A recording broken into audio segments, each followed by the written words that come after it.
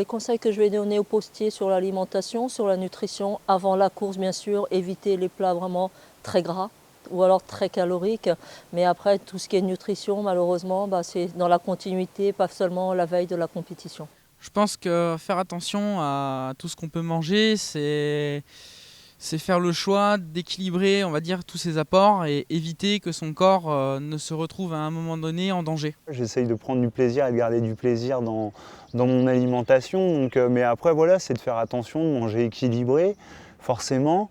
Et puis après, sur les phases d'entraînement, on va dire un peu plus intense, c'est avoir un apport peut-être glucidique supplémentaire. Donc quand on parle de glucides, c'est le sucre lent, donc riz, pâtes.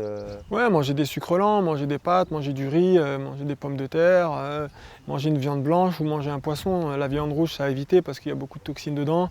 Mais après, essayer de manger de manière vraiment très, très équilibrée, très judicieuse. Ne pas manger des plats en sauce, ne pas manger de graisse.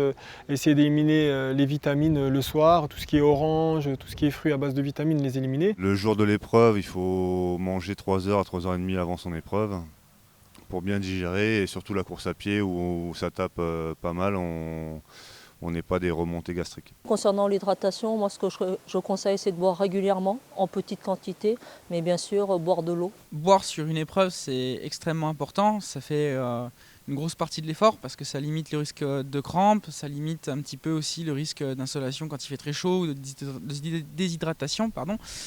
Mais je pense qu'il ne faut pas oublier de boire avant et après l'épreuve aussi, parce que même si on a bu pendant l'épreuve, ça ne suffit pas. Le plus important, c'est de bien boire avant et surtout de bien récupérer après, de bien s'hydrater après l'effort. C'est pas comme si on faisait un marathon ou un semi-marathon, il faut vraiment s'hydrater avant, pendant et après. Là, l'équidène, ça va passer très très vite. Ce qu'il faut, c'est arriver dans de bonnes dispositions avant la course et surtout après, faire le nécessaire pour ne pas avoir de crampes ou de courbatures le lendemain. On dit toujours qu'avant l'épreuve, il faut bien boire et aller aux toilettes toutes les 5-10 minutes, et après on est sûr d'être bien hydraté et on y tiendra largement, même pour ceux qui vont faire la plus longue distance, 10 km, sans aucun problème.